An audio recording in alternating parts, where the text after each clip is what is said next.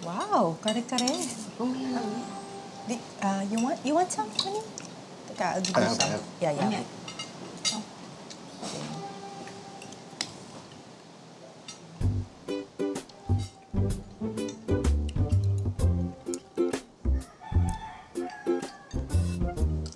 Oh my God, this is so good!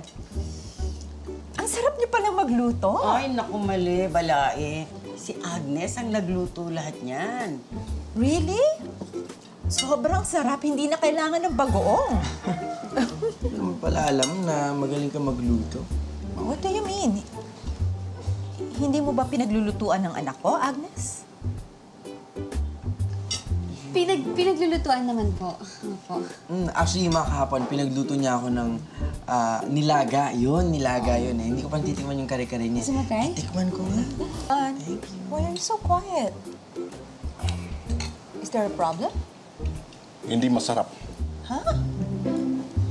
Kay tayo dyan. Sobrang sarap. Kapag alaman itong mga kapatid mo, magugustuhan nila.